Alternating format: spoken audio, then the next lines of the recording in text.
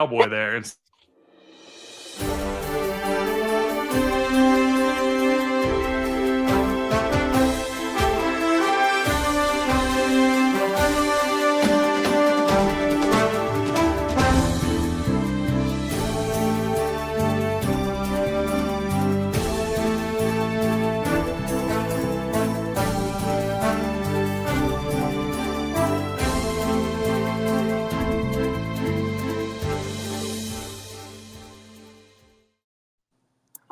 Good evening and welcome to another episode of The Business List, your weekly newscast for the latest stories inside the party across the country and around the world. We are LP Alliance, an intercaucus coalition rebuilding and revolutionizing the Libertarian Party. My name is Amanda Griffiths. I am joined by Rose Leatherman, Jake Porter, and I'm not joined by Kyle Davis. He's just here. Everyone, how are you? Right. Great. How are you doing? Wonderful. Good to be back. Wonderful. Good as always. Wonderful. Yeah. We do have a dead pope. Kyle, what happens when there's a dead pope, by the way? Can you tell us? So the Dead Pope Society gets together to create a new pope out The of Dead Pope other Society. parts of Catholics. The Dead Pope Society. Frankenpope. Wonderful. Great. We're off to a cracking start, everyone. I do want to say we have a lot to get to, so let's get to a lot. We do have in the first place a story that comes from Harvard regarding the Harvard funding freeze by the Trump administration. If you are wondering why Harvard, a private university, was receiving federal funding in the first place, you're not alone. But of course, this happens with all or nearly all federal or private universities, apart from Hillsdale, perhaps a few others. So there was a funding freeze filed against Harvard that demands that until Harvard does a few things, they're not going to receive any more federal funding. In the first place, they need to, quote, immediately shutter all diversity, equity, and inclusion programs, offices, committees, positions, and initiatives. Harvard must reform its recruitment, screening, and admissions of international students to prevent admitting students hostile to American values and institutions inscribed in the U.S. Constitution and Declaration of Independence. Harvard also needs to conduct an audit by a government-approved external party of those programs and departments that most fuel anti-Semitic harassment or reflect ideological capture. And they also say that Harvard needs to audit the student body, faculty, staff, and leadership for viewpoint diversity, and any department or field found to lack viewpoint diversity must be reformed by hiring a critical mass of new faculty.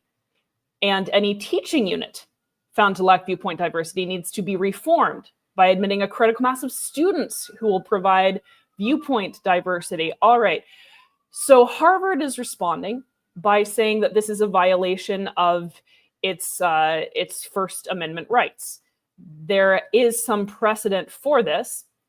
This is, of course, Perry v. Sinderman here. So this is from a 1972 case.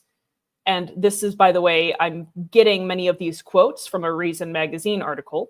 This court has made clear that even though a person has no right to a valuable government benefit, and even though the government may deny him the benefit for any number of reasons, there are some reasons which the government may not rely. It may not deny a benefit to a person on the basis that infringes his constitutionally protected interests, especially his interest in freedom of speech. Okay, so the first question we have to get to is whether this freeze is infringing on Harvard's freedom of speech. Well, I think this kind of shows the inherent problem with supposedly private universities having to rely on the state for their funding, because then they are beholden to who just happens to be in office at the time. As for whether this is a violation of their free speech, okay, if these funds were coming from private philanthropic organizations, people probably wouldn't think much of there being certain restrictions on what they could use the money for, or rather it having strings attached. Like, for example, we'll give you this money, but we only want it used if you're abiding by these standards that we have in place. It becomes a lot stickier when it's the US government, because then there is a serious question of whether it's a First Amendment violation. If they're saying, well, we're going to pull your funding if you don't stop these student protests on that we don't like. For example, in this case, the Free Palestine protesters. Right. And go on, Kyle. I think that President Trump fundamentally misunderstands what the president is. The president is not the CEO of a company where we are all workers. The president is the people's bitch. The president's job is to make sure to do what the people want and to be, a voice for the people in an executive role. I think that the First Amendment is pretty clear. And I know exactly how people are going to respond once I've read it, so I'll go for that afterward. Congress shall make no law respecting an establishment of religion or prohibiting the free exercise thereof, or abridging the freedom of speech or of the press, or the right of the people peaceably to assemble and to the petition of the government for a redress of grievances. Notice that abridging the freedom of speech or of the press is a single clause. That's because that while they are separate rights in our current parlance, freedom of speech is inherently part of freedom of press. Students who are reporting on what's going on in other countries and responding to those things are press. Saying that a private institution that happens to have a public endowment cannot have their students, not even their faculty and staff, but their students respond to world events in the way that they believe because the professors and the administration and the government needs to shut them down is a fundamental destruction of our First Amendment rights. One of the important parts of the balance of powers in the Constitution is that the president cannot make laws, period. The executive's job is not to interpret laws. They don't get to decide, oh, maybe this law can be played this way. No. The executive's job is to execute. They get laws coming in, they deal with other countries, and their job is to say, this is what's happening, here's how I do the things to get it done. It is very clear, constitutionally, foundationally for our country, one of the core tenets of the soul of these United States, that we are allowed to say whatever stupid fucking thing we believe we should. We are allowed to be idiots. We are allowed to have terrible takes. It doesn't matter if you are supporting a terrorist organization or not, as long as you are not actively committing violence or suggesting that other people should be committing that violence and enticing them to do so. You have the right to be an idiot.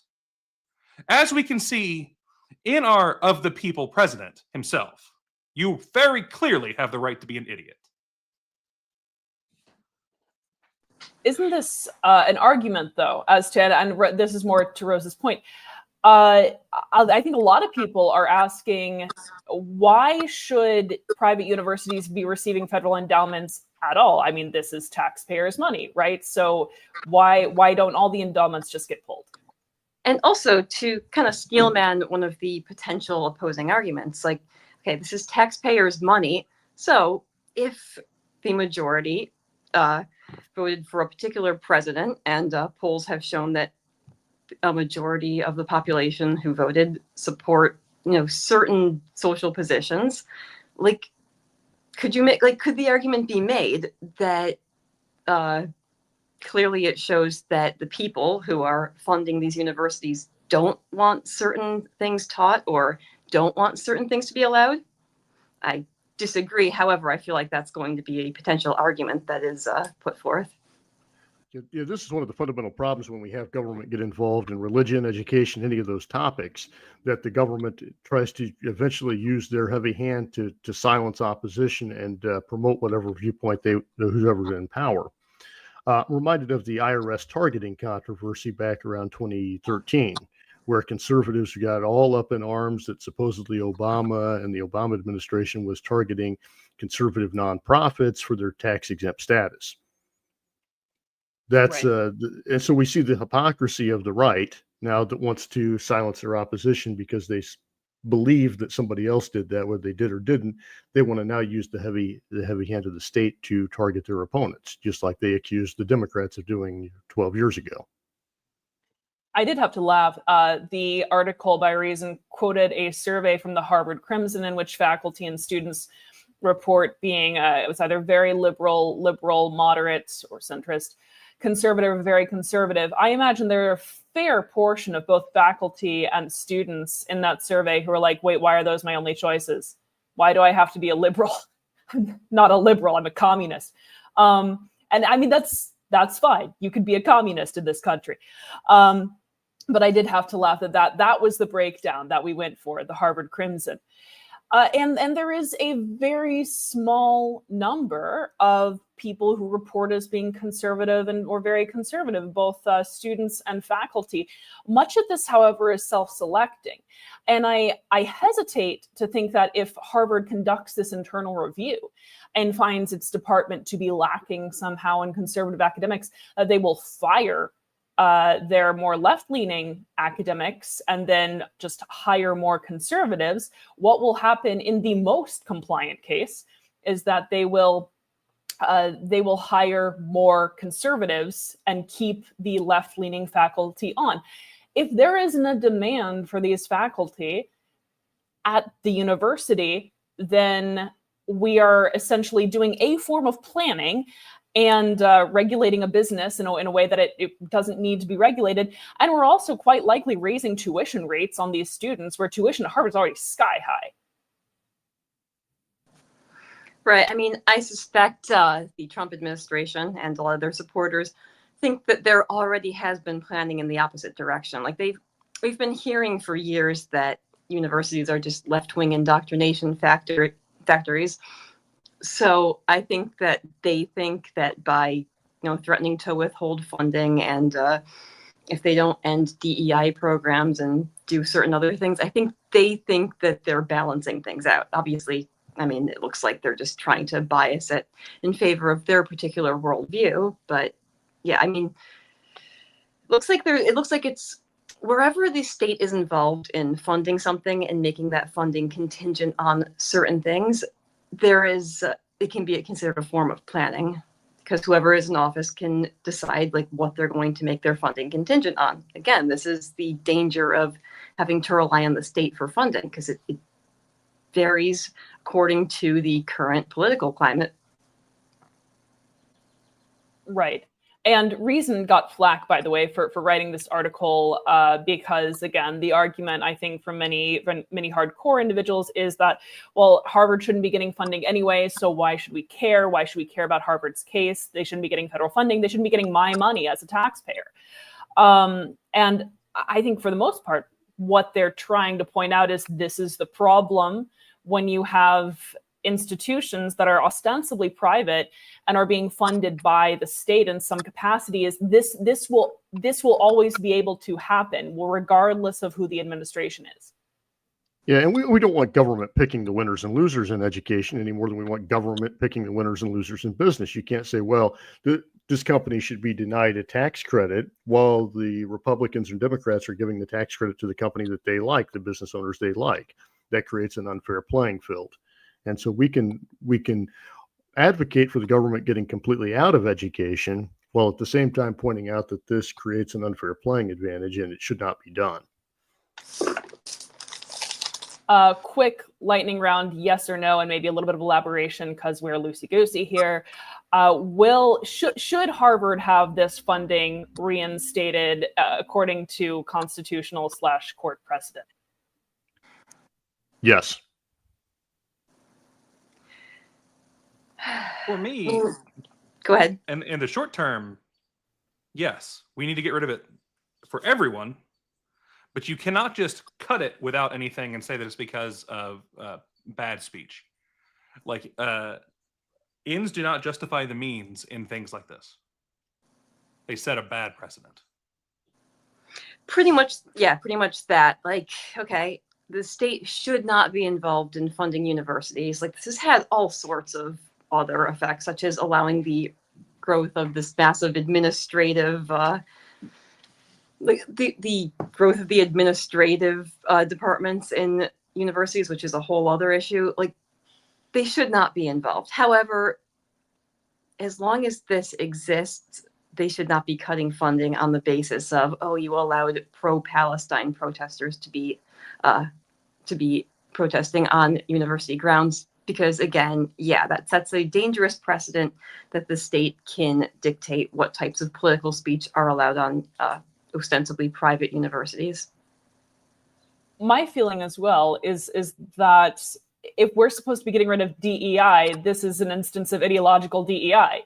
We're supposed to conduct a review and make sure that we have an equal amount of viewpoints represented, or nearly so, is a type of diversity, equity, inclusion initiative. Granted, ideology is not a protected class, although I can easily see some people making the claim that, well, this measure will adversely affect certain protected classes, and then you get very, very prejudicial very quickly.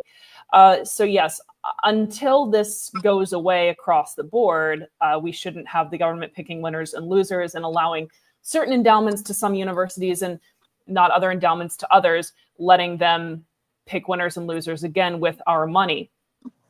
And speaking of our money, Americans' financial prospects and expectations look dim. So for the first time since 2001, a majority of Americans, according to Gallup, are expressing financial pessimism. This is 53% now believe their financial situation is getting worse. However, economic confidence index from Gallup has held steady. Essentially, people are having lowered expectations in terms of the stock market as well as economic growth. The stock market has been a little bit up and down recently. My crypto's doing fine, but I don't know about other assets. Jake, you may or may not be wealthy. I'm just guessing. How are an American's financial prospects here?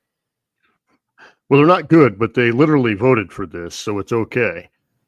No, we knew that the tariffs could have the potential to cause us problems, and a lot of people on Wall Street did vote for this because they thought they might get some tax policy out of it. And then they found out that a global trade war wasn't really good for the economic outlook. You know, we went from less than a 1% chance of a recession over to now about a 50% chance just because of the trade policy of the Trump administration. And so, you know, we can talk about people can blame Joe Biden for everything all they want, but this here lies squarely with Donald Trump. Right. I mean, people vote, a lot of the people who voted for Trump, probably a majority, voted for him because they don't understand economics, but they do remember that last time Trump was in office, we had a decent economy. It was a bubble economy, but most people don't understand that. They just remember that, okay, back in 2018, people could afford to do things like go out to dinner once a month. They could afford their groceries. They weren't afraid of not being able to pay their utility bills. So, I mean, that's why a lot of people voted. But yeah, as we've seen, yeah, the price of eggs has not gotten any cheaper. And utility bills are just as high. And yeah, now we've got to deal with these tariffs, raising the prices on things, or even just companies preemptively raising their prices because they're worried about the effect that tariffs are going to have. Right. And in addition to that, I mean, I guess the question is, since consumer expectations are never perfect and they can be a lagging indicator, but they can also be self-reinforcing. How do consumer expectations even change in this regard? Is it a policy, or is it a pull yourself up by your bootstraps kind of thing? I mean, Trump's already upset about interest rates. So what's the likely outcome of this? Kyle, you seem not to be paying attention. What do you have to say? Oh, I was responding to comments. She caught me off guard. This is not cool. Was it a good comment that we should all respond to live? Joe is saying that he has not to brag, but he has a 6-pack of eggs in the fridge. Lucky guy, very lucky guy. We have like a 30-pack because we got it from Costco. It's Holy crap. I was going to explain that LPA has been disgusting.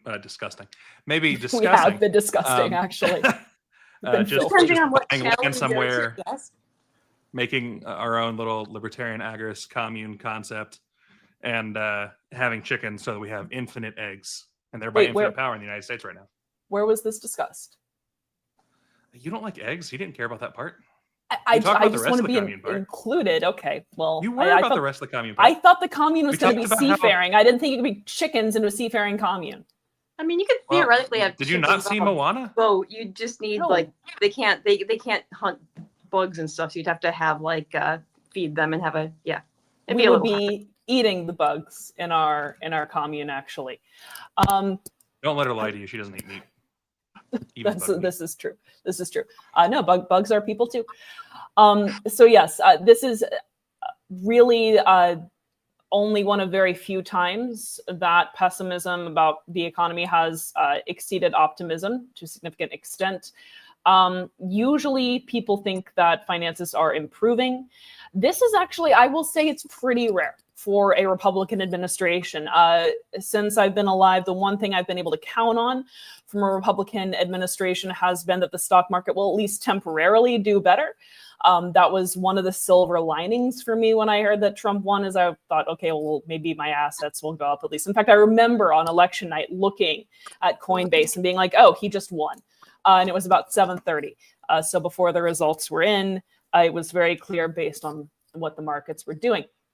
But yeah, this is a situation where we're kind of in new territory, because maybe I'm naive. I do not remember a Republican administration having this poor of a performance when it comes to the economy, perhaps indicative of a greater realignment. Right. Like I thought the same thing. I'm like, okay, at least hopefully grocery prices will rise a little more slowly and there'll be some benefits to this. But yeah, I mean, the monetary system, I mean, if maybe things really are bad enough that not even a Republican administration can kick the can down the road a little bit further.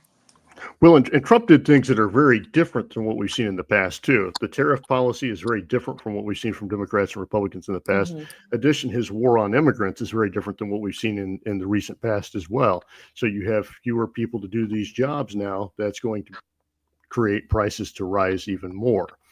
And that is why we're seeing this, as opposed to, he's not a typical Republican in that sense. It's a brand of republicanism, the Pat Buchanan types that finally took over the party and believe in a mercantilist policy as opposed to more of a classical liberal free trade policy.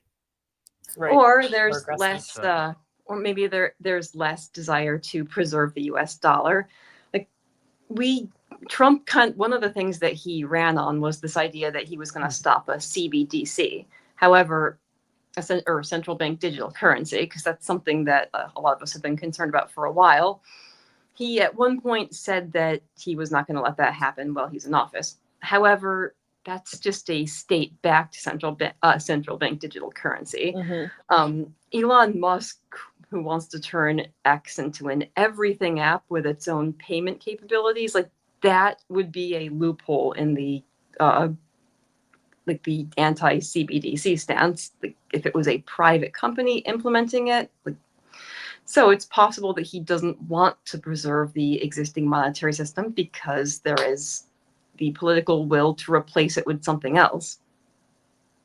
Joe, by the way, Joe Hanush is saying that Bush 2008, I said a Republican administration, Joe. I said the last time a Republican administration had performed poorly with the economy. Kyle, go on. So I decided to look when the order for bird flu, when the bird flu was announced was in March 2024. And as it started to get more severe, when it became clear that we hadn't contained it fast enough, the price of eggs at that point nationwide, as per tradingeconomics.com, which usually has pretty solid data, which comes from the USDA and things. The average for the US was $1.96 a dozen. Today, it is $3.16 a dozen. When Trump won, it was, let's see, $4.16 a dozen. So the Trumpers are going to look at that and say, it's gone down $1. That's Trump. That's a 25% reduction because of Trump. But assuming we actually look at this price relative to what it was before the bird flu, we are talking about it being 50% more expensive, and we stopped culling eggs 2 months ago. And yes, chickens have to be born and raised and everything else, but chickens have a pretty quick life cycle. Stupid camera. Didn't know what that was. It's like an impression of an egg. I don't know. Yeah. So what we're looking at is that egg prices haven't been great since COVID, other than May 2023 and basically 2023 was good for eggs, and then 2024 had the problem with bird flu, and they jumped, and they haven't come all the way back down. Donald Trump's economics have had no effect on the price of eggs as far as it can be seen. And yet he's out here claiming that eggs have dropped. It's fundamentally something that doesn't correlate and doesn't mean anything. You were also Trump saying, by the did, way, in fact, stop. funding It's for also HIVs. caused people to start panic buying eggs, like kind of like how we saw, like during COVID, we saw this with toilet paper, because for some reason all the news stations were talking about toilet paper, so everyone ran out and bought toilet paper thinking it was going to be in short supply. Like there are videos of people buying entire pallets of eggs as soon as they're put out on the grocery store floor. they go bad. I'm not sure what Don't they go think they're bad? going to do with them all. They because freeze have them? that food. I guess They freeze the eggs. I mean, they're like, 40-year-old women. I don't know. I guess you can kind of freeze them, but I don't know how good they'd be. But yeah, it's like, what are you going to do with all those eggs? People. Have babies later. I'm not sure. Kyle, you were saying, by the way, to go back to the CBDC comment, not to be confused with CBD, that Elon Musk is facing pressure from investors to get out of politics. Was that not you? Yes. Yeah, that was me. It appears to be the case. Apparently, the largest investor for Tesla, other than Elon, has come out and publicly stated it's time for a CEO change. We saw a absolutely gigantic drop in revenue for Tesla's first quarter earnings. Absolutely gigantic. I don't want to get the number wrong. Q1 earnings. But we actually saw the Tesla stock spike. Yes. Operating income in the quarter slid 66% from a year ago. 66% loss is significantly worse than the market right now. And there are some reasons that Tesla can point to. They're doing a refresh of the Model Y. And so there was a temporary loss in production as they did the changeover. And of course, the Cybertruck has not sold as well as was expected inside of Tesla. Because it looks like what you would get if you asked a 4-year-old to draw what a truck would look like in the future. It looks like what 11-year-old me spent thousands of hours driving around in Halo. The only proper response to seeing one is to point and laugh at it. There's I want one. I think one of them that lives there's one Cybertruck in the area that I live, where apparently whoever owns it, they're on a schedule where whenever my daughter and her friends are walking home from school, he drives by and they always stop and point and laugh. That is the correct response. I see that the Cybertruck doesn't have large enough glutes for me, and I like cars with thick glutes. That's why I drive a Dodge Avenger. What, the truck, this Tesla? Oh yeah. I don't think so. I mean, it's bigger than any other truck. Not as good, not as shapely as my Dodge Avengers. Let's put it that way. That part's true. I will keep my 2003 Ford F-150. Good for, and we salute you. Moving to the slightly international. So, in case nobody knew, there are some tensions between Russia and Ukraine. Donald Trump is attempting to play both sides, perhaps. So he has recently chastised, this comes from CNN, has recently chastised Volodymyr Zelensky, just love saying that, for refusing to recognize Russia's possession of Crimea. Now, of course, for a decade, U.S. policy has been not to recognize Russia's possession of Crimea. And it would also, as CNN points out, upset the widely held post-World War II consensus that international borders should not be changed by force. That's more than a consensus. It's pretty much a norm at this point. But yes, this is what is holding up peace talks on Ukraine's end. according to Donald Trump. But don't worry, he had some strong words for Vladimir Putin too. Specifically, Vladimir, stop, in all caps. This came after Ukrainian city Kiev was struck by Russian missiles. So strong words from Donald Trump. Vladimir, stop, is what he is saying. I would like to point out, by the way, that if Donald Trump were truly on such a first name basis with Putin, he would not be calling him Vladimir. He would either be using the diminutive or perhaps a more respectful first name plus patronymic. In this case, Vladimir Vladimirovich, which I love. All right. So is Trump being pretty fair here? I mean, he's scolding both. I mean, yeah, Sorry. You killed 12 people and injured nearly 100. Okay, stop what you're doing and accept the peace deal. Yeah.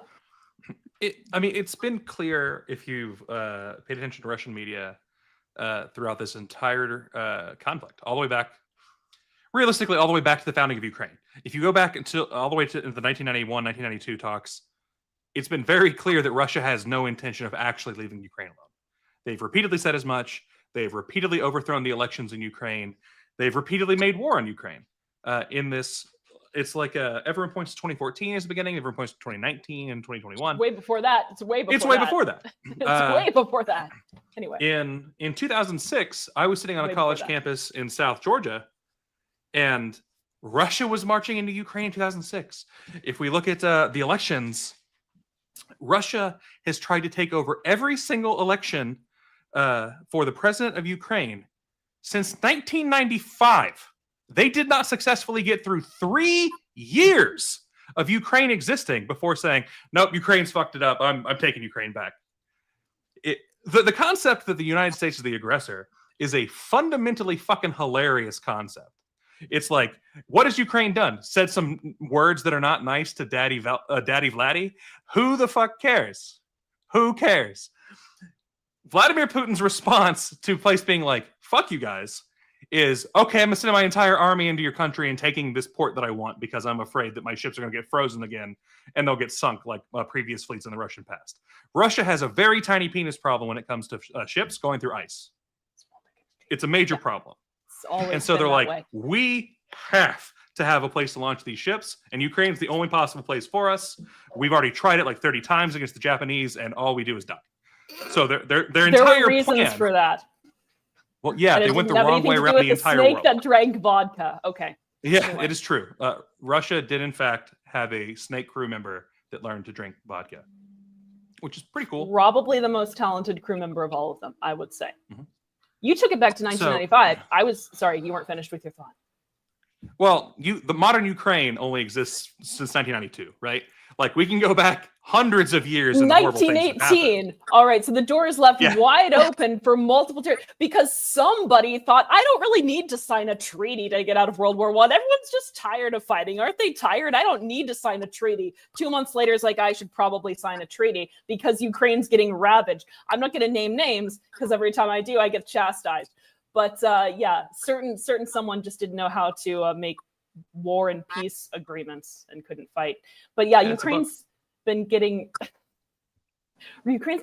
ravaged by Russia for a very, very long time. But again, Donald Trump did indeed criticize Vladimir Putin.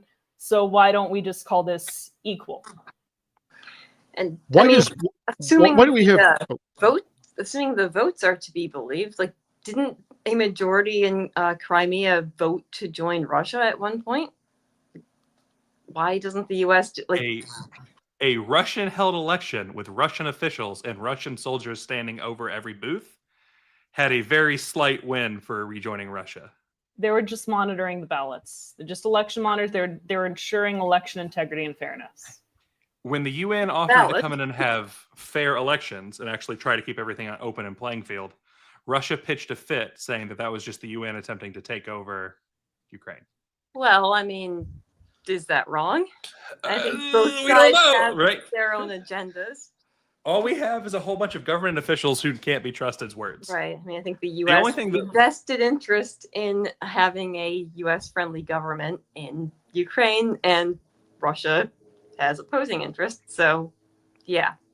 Which side to believe, if either? Probably neither of them. We do have kind of a problem, though, that the United States thinks that our opinion should matter in this, that we should be able to negotiate someone else's land away. Even libertarians, I think I've heard Dave Smith talk about this before, this idea that we should go in there and negotiate someone else's land away.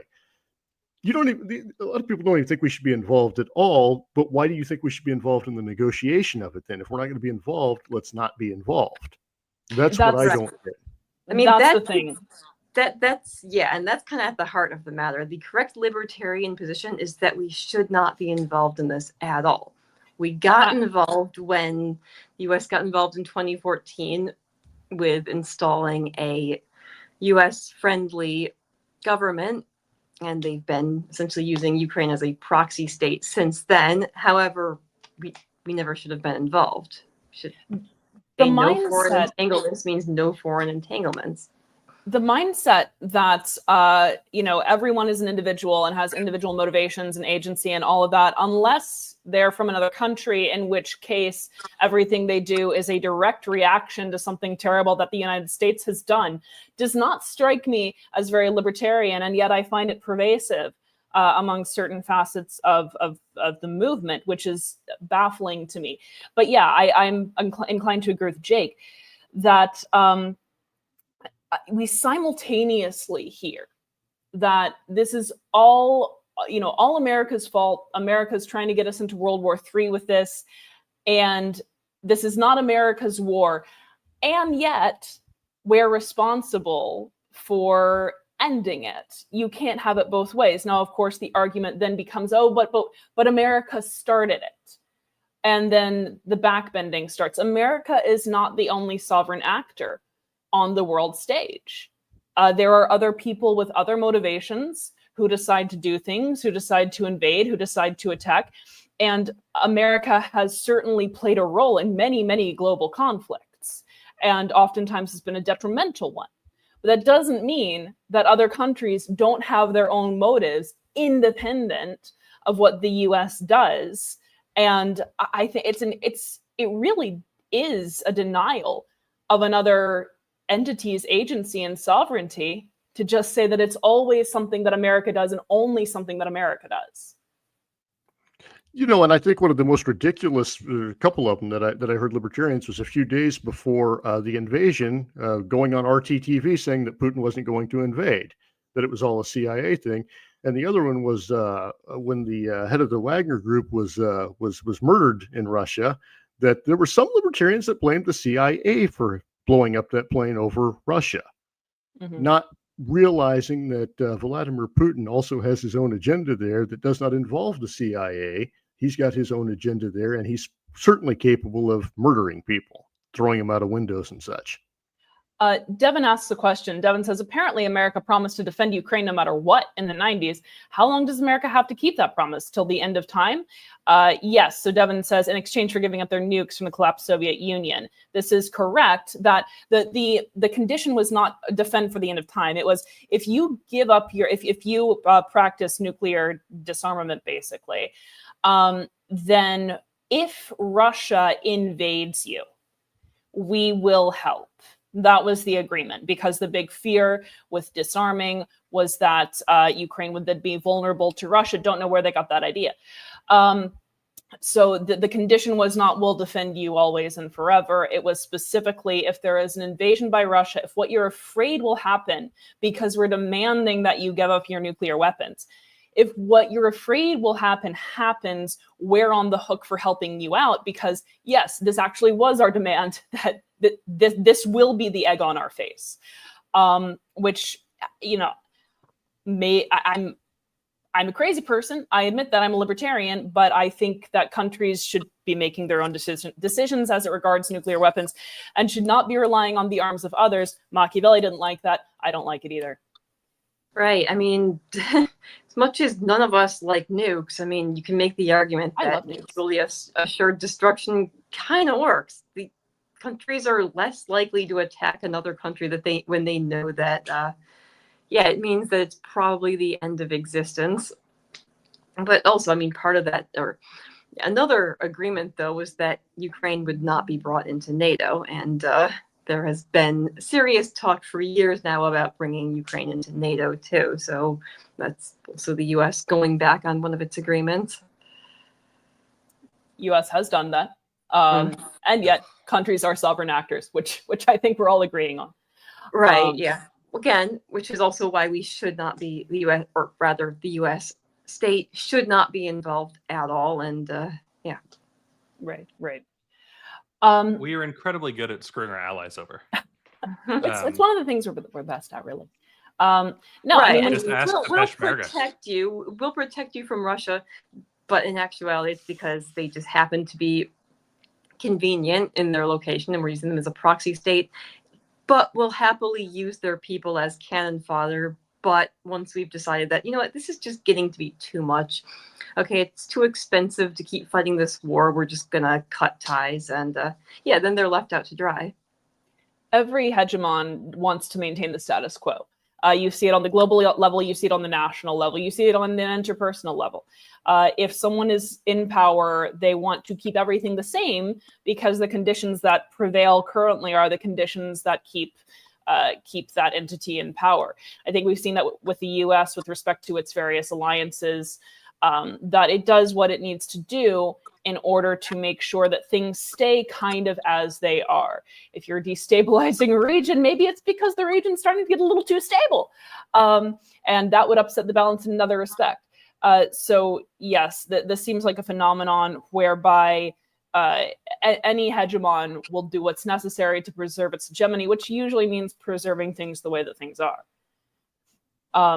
One person who's not preserving things as they are is Robert F. Kennedy Jr. Not only has this man announced that by the end of the summer, he is going to find out what's causing autism. I saw a Tim Dillon bit on this, by the way, which was just hilarious, where he's like going to come out and make this grand announcement about what's causing autism. It could be anything. One of the things that he's doing is he is banning artificial dyes. Now, of course, this will be able to be phased out for companies to be able to go through product, right? But yes, he is instituting a ban on certain artificial dyes that are prevalent in many foods, and particularly candies. Now, to do my John Stossel impression, isn't this a good thing? I thought the government was supposed to help us and keep us healthy. So what is necessarily so bad about phasing out these artificial dyes? I mean, perhaps they are more addictive, and in that case, it's just another instance of corporate capture, right? Well, what is good about having a former heroin addict who sits around and eats wild bear that he finds in the woods? You know, what's good about him making our health decisions? You know, the government oversteps far too much, tells us what we can do. We don't need a government that's going to tell us what we can eat, what medicines we can have. The more power you give him, he's going to ban medications. He's going to ban medicines and make them go through a lengthy approval process. He's going to end up killing people with this. We don't need the government involved in this. And furthermore, I don't even know that his role involves food dye. I think it's just something that he's made up, and it's a hobby that he has. And any libertarian that supports him should be ashamed of themselves. Well, I mean, I guess we'll find out soon enough if it's the food dyes that are causing autism, if you see a sudden supposed drop in the rates. But no, I think the issue is how heavily regulated the food supply is. Like, buying food from the farmer down the street is cost prohibitive for a lot of people because they're both selling food that you've grown yourself is cost prohibitive because of the number of regulations you have to abide by. For example, in my state, due to the weird regulations that exist, if you raise cattle yourself, you can't sell steaks. However, you can sell a quarter cow or a half of a cow. But most people do not have the freezer space or the money up front to buy a quarter cow. So if they can't just go to their local farmer to buy their steaks, they're going to go to the big corporate retailer instead. So basically what I'm getting at here is, like, the food supply is very limited in what people can actually have access to. So things like artificial food dyes that most people might choose to avoid if they had that option are things that most people are consuming because when you're limited in your selection, because you have to buy from a big box grocery store and all of the affordable options are things that have artificial dyes, you can make the argument that, okay, because we don't have a free market and people are limited in what they have access to, shouldn't the government, now that it's already intervened, shouldn't they intervene further and eliminate potentially harmful substances from the food supply? Like it becomes a lot stickier when you realize that, okay, we don't have a free market where it's not just the state intervening and telling people that they can't put things in their products in an otherwise free market. It's an already captured market. And then it becomes a question of harm reduction. If they're to be believed that these dyes are actually harmful, which there's evidence that they may be, there's evidence that they might not be. So the jury's still very much out on that. All politics is downstream of corn subsidies. That's what you need to know. Oh, yeah. Yeah. Fiat food, basically. It's all downstream of the monetary system. My big problem is if you're eating candy, you're already not looking to be healthy. You're looking for something that hits your pleasure centers hard. You're looking for something that makes you happy in the moment. Candy is high on sugar. It's high on starches, often high on corn syrup. It's there to be a treat in the first place. Candy, in some ways, and I'm sure that there's some people that laugh at me here.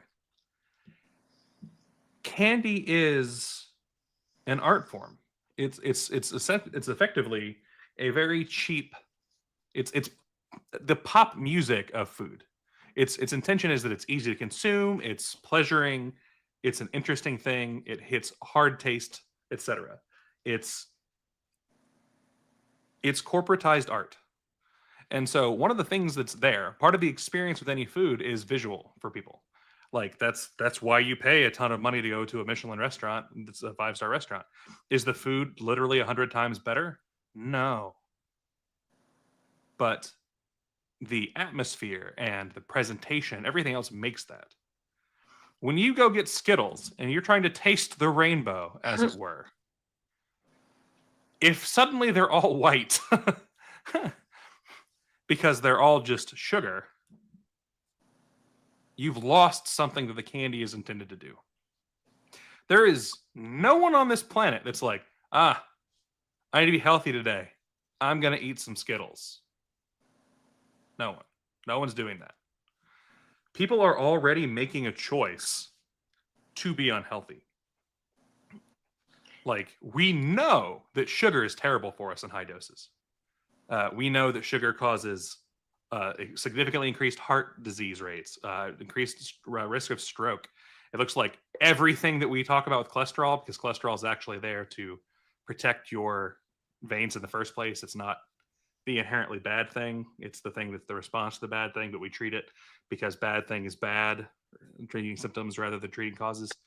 We know that sugar is like the root of most of those things. It's not even like a big scientific question. We even know the guy who started the concept that fat is bad for us and switched us over to that instead of believing that sugar was bad for us. People know sugar's not good for them. No one's sitting and picking up an Oreo and being like, this is gonna be the thing that puts me over the edge to healthy today. It's just not a thing. And so the concept that you're eating a ball of sugar, but it would be too unhealthy if it was red, is so reductive to me. Because it's like, red dye could cause cancer. Motherfucker, you're eating a pound of sugar. You are already looking to die. It's already happened. Like, so why is this a thing? Why is the government in this? What if the thing you're eating, though, is advertised as being part of this complete breakfast? well, and that's the thing too. So I was just looking over some It's a not tweet just that candy that these dyes are in. They're in anything that's heavily processed that's lost its natural color. They're used to Sure. add the color back because, like you said, people are visual. We are naturally drawn to things that are colorful because we're omnivores. We're drawn to brightly colored plants in the woods. That is lost with modern processing. but to avoid eating things that are a dull grayish color, they add like color is added back, often in the form of artificial dyes. So Jake pointed us in the backstage chat to a tweet, which is basically talking about how, okay, well, it's all very well and good if you as adults know this, right? But then there are kids. Like there are kids that are just seeing the pretty colors and they don't know better. Like maybe their parents never taught them to read a nutrition label because they're derelict parents. But these kids, I mean, these are innocent parties, right? They can't help that their parents aren't educating them well in terms of food choices, right? The parents are stashing the pantry and maybe they're bad parents. And then in that case, maybe the state has some kind of obligation to intervene is what this tweet is basically implying. And they should. The state should come in and forcibly take these kids out of their home like the state does, point guns at people, shoot the dogs. That's ultimately what the state's going to do. We trust the state with our health. What has the state done for our health? It's a ridiculous idea that we're going to try. In this tweet here, he talks about get the damn poison out of my kids' food. Why are you letting your kids eat poison? Maybe you should be the one to take the poison out of your kids' food and not feed them to them. Right. Where's It's personal responsibility come from? We Tide trust the Pods, state with it? delicious. You know how many people actually ate Tide Pods? One. There was like 15 total, and They're like really 3 tasty. of those. Wait, there really were 15 people who did it? I just ate like, 15 of them. Worldwide, there were like 15, and like 3 of them were boomers. 12. This was not a children problem. This was the entire concept. I mean, like, if you look at them, they smell like fresh linen or like freaking fields and shit. They're not like they smell bad, and they're colorful. You shove those in your face. No, you don't, because it's not food, I right? don't think you can. Yeah, I mean, I'm pretty sure that was a hoax just to see, Yeah. or someone trying to see if they could get people to eat Tide Pods. So, how does a child buy their own food? I think the argument is that if the child could buy their own food, maybe they'd be making different decisions, but because they're a minor and they can't make that decision, then the parent who's supposed to be responsible for the child's health is not being responsible for the child's health. And so isn't that a terrible thing? And does the state not have a productive obligation? But the state, also came up with the food pyramid, which we know is complete, garbage designed to help out the producers that they want to help out, the grain industry, the dairy industry. So we can't trust the state with that sort of power. Right. I mean, it's the fiat food system. It's the monetary system leads food producers to use ingredients that are cheaper. And it also, the better thing than people starving is to people to eat food that's not as healthy. When you take away also some of that incentive or that ability to buy food, people will go hungry. And that's something we also cannot forget. People should be educated to make better choices in the food they have. And we should get the government out of the subsidy industry. And that's going to end most of the problems right there. But the idea that the government knows best, RFK certainly doesn't know best in his own personal life what's good for him and hasn't shown a history of that. I don't want him making my health decisions for me. And I don't want him or Michael Bloomberg telling me how much Dr. Pepper I can drink. So the vibe I'm getting here then is that the debate over food dyes is kind of a red herring. Like it should not, it probably would not exist if people had access to local foods that were less processed. Yeah. Which is why what we really need, rather than having the state step in and ban food dyes, we need to deregulate the food industry so that people can buy their food locally more easily and they have access to less processed, healthier foods. Yeah, and the second you get into the banning things, red meat. Should we ban red meat? Causes all kinds of heart attacks, strokes. Yeah. You should ban all meat. I mean, but that's me. Right. There's a good argument to be made for that, right? But the problem is, well, you're shaking your head no, but there is an argument, a health argument to be made for it. And we're going to say no because we don't want the state to have that power. It's a personal decision to make, and you should be free to make that decision. that idea is also based on highly flawed research on the effects of cholesterol and saturated fat, which also just happened to be funded by the sugar industry. So there's that. Yeah. To turn now to our final bit of libertarian Countdown? news for this evening. What's that? No, Final no, countdown? not the final countdown, Kyle. No. Final bit of libertarian news for this evening. So Liberty Centuries has uncovered a bit more on the dealings of Swing Vote Strategist LLC, which is the company created by disgraced ex-chair, Angela McArdle's domestic partner, Austin Paget. So since the beginning of this year, through the Kennedy Victory Fund, Swing Vote Strategist has received $16,000 from the Kennedy Victory Fund. Now, it also appears that only the first $4,000 actually were doled out during disgraced former chair McArdle's tenure. That 12,000 were from February 14th onward.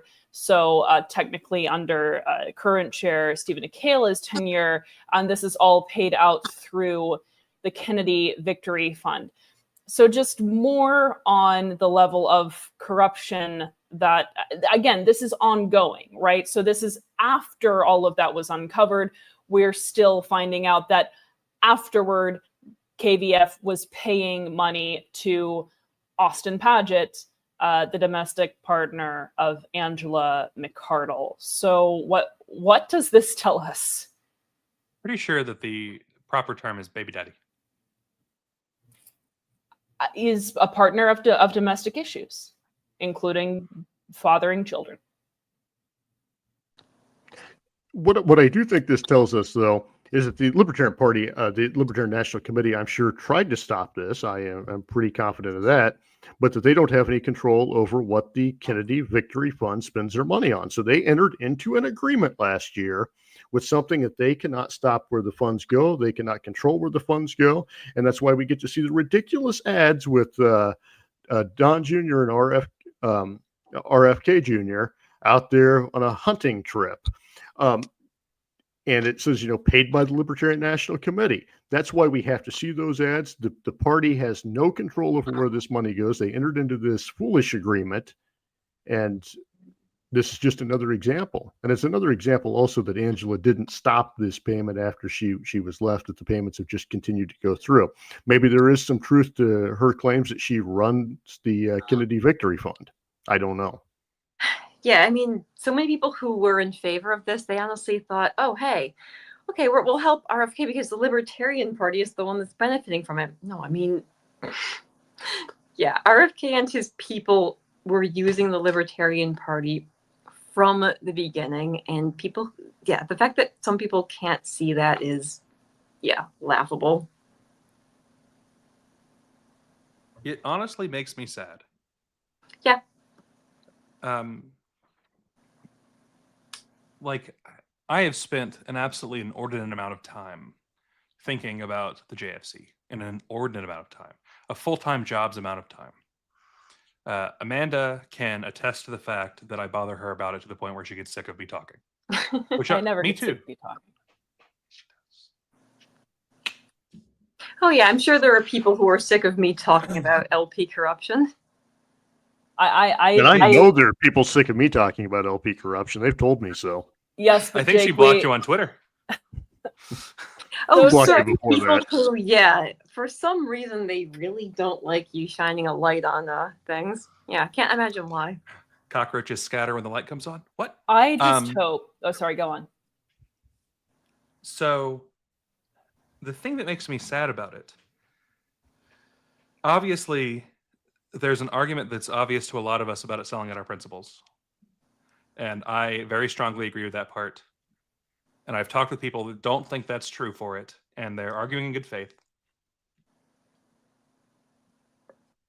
The thing that's worst about it is, again, I'm a data geek. I've talked about it on here many times. If you follow me on Twitter, you see nothing but that. That or me yelling at somebody. When we look at the numbers, the party had been doing incredibly well.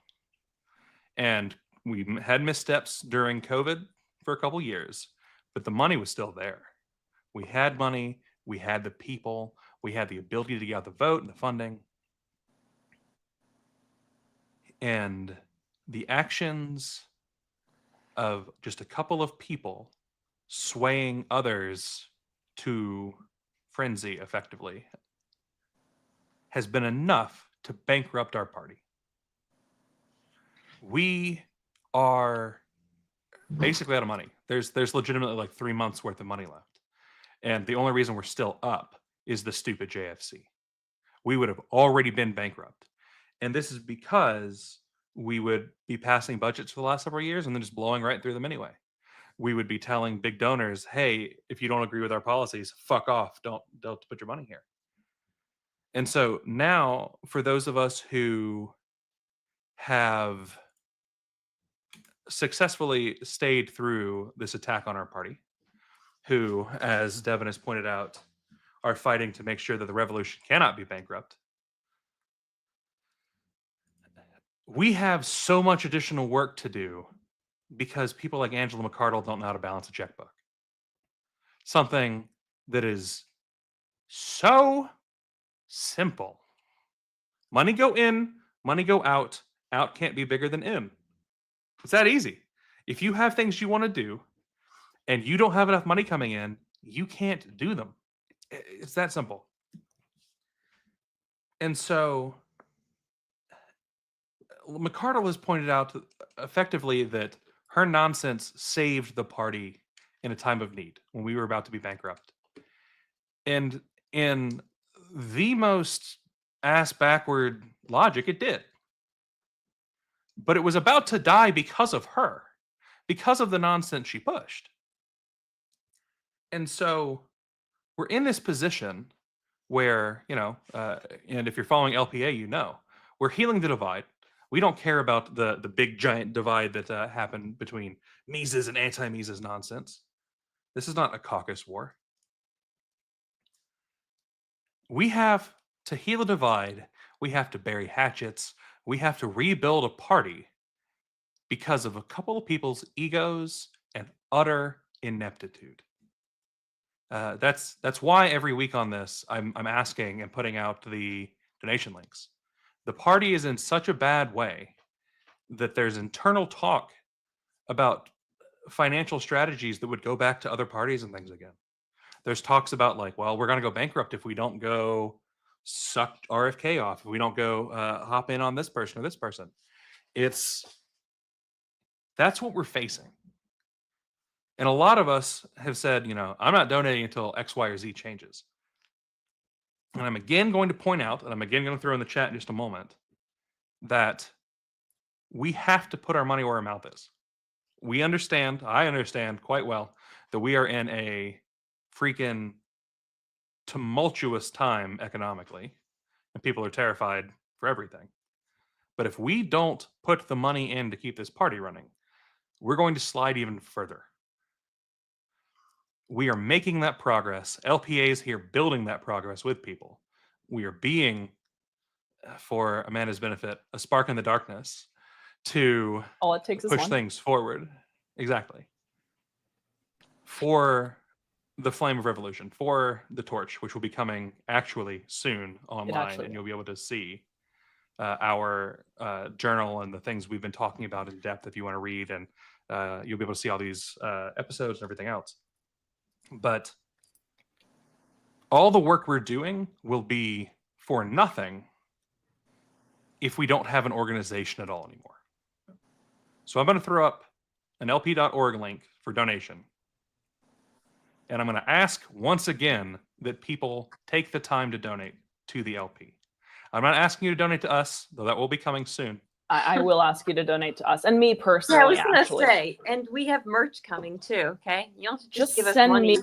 You can get merch in It's return. fine. Yeah. Yeah, you can send it to me too. You can find Amanda at her Seriously, address. send it to LPA. I'm producing a most commercially Trotsky Jew. unsuccessful. I'm going to ensure that we have swag bracelets for for upcoming conventions because you can't have a faction of the party without swag bracelets. We're gonna have pins, but we're also gonna have swag bracelets. Yes, we will have many fundraising initiatives coming up in a few. Within a few weeks. We have a few announcements to make, and so we'll be making those. We'll be putting out fundraising initiatives. Just send me money personally. But Devin also points out that we can have conventions in people's basements again. Only the real ones will show up. I'd be fine to have a convention in somebody's basement. I enjoy being in people's basements. Yeah, I keep saying this to people who are catastrophizing and saying, "Oh, the party is dead. There's no saving it at this point." Okay, this party started out having its conventions in people's living rooms. Okay, so what? The party is weak and loses a lot of its many of its members for a while. It loses a lot of its political influence. Okay, but it will still exist, and we can still rebuild it. Okay, it's not the end of the world. We have a long road ahead of us, but it can be rebuilt. It needs to be rebuilt. It's not gone forever, and that's the thing. Like this is an opportunity. This is prior to the Mises takeover, there were people who needed to go, and then after the Mises takeover, there were still people who needed to go. This is our opportunity to rebuild it and do things right this time. Like, so if you've decided I'm not getting back involved until they fix these things, this is your opportunity to get involved and help us fix these things. Yeah, and that's the thing is we see this as an opportunity. We see this as a moment to, because as Rose pointed out, the Libertarian Party has had its issues for a very long time. It has not been going under until recently. Stephen Nikela indicated otherwise at a more recent LP meeting, but the Libertarian Party has had issues for quite some time, and we could be doing more. I was not satisfied. I don't think many of us were satisfied with the LP's COVID response. I found it to be woefully lacking. And I am very concerned that we will have a lukewarm response to the absolute abnegations of constitutional redress that are currently happening with respect to due process and with the tariffs. I want this. People always talk about the libertarian moment. It should have been COVID. There are infinite points in history that should have been the libertarian moment, and this is another one of them. And it's not too late. But we need to be an organization that's working together in order to mobilize it. That is what LP Alliance is trying to do. It is both about so much more than the Libertarian Party. This is about the liberty movement, and we need everyone on board for it. The end. So we do have our outro. But before that, thank you all for joining us. Thank you, Jake. Thank you, Rose. Thank you, Kyla Guess. And we will see you. Also, there's a Wisconsin convention coming up this weekend, which is exciting. I will be there. And that will be streamed, by the way, on Dissident Media. We will be able to, I think, link you to that live stream as well when that goes up. The link is out. Yeah, it's out. Yeah, just Kyle, put up that link. Because she's running for treasurer, so that's a ridiculous accusation. All right, yeah. So remember, show up, vote for Amanda. If you don't, we'll know. I will know. I do have my ways. I have my spies everywhere. For Recon, yes. So we have the link here. It's just been posted by LP Alliance. So you will be able to watch that convention live, and it'll be so much fun and wonderful in upstate Wisconsin. Until next week, thank you so much for watching and for joining us. And we are the Business List.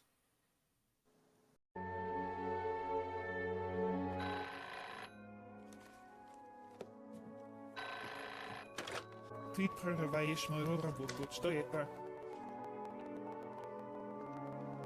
Расследование. Кто расследует? Почему? О, ну это не так, как выглядит.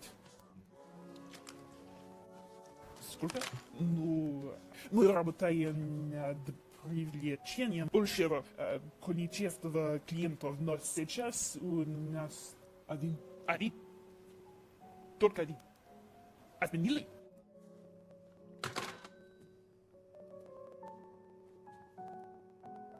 Портер? Кто это?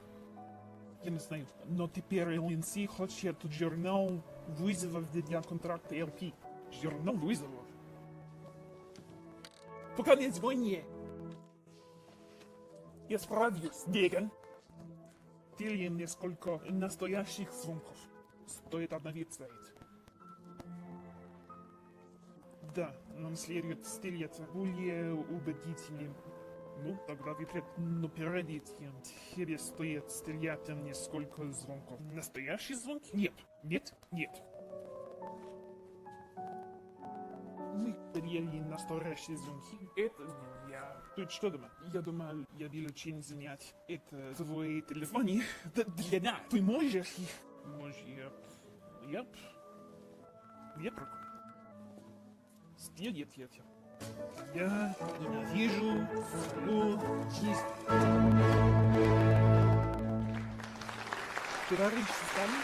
Говори, крестьянин. Это правда раздраивает. Мне очень жаль. Как я против Simple Revolution раз. Что ты хочешь? Ну, я вложил. Может, я тебе простить. Вести себя как неудачи рогоноте.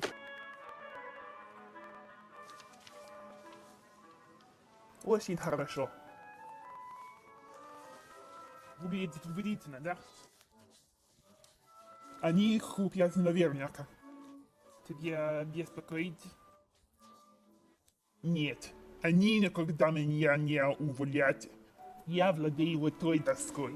Я сейчас же отправлю факс, товарищ. Как только тебя не будет, не знаю. Оформление документов завершено. Компания тебя. Удачи.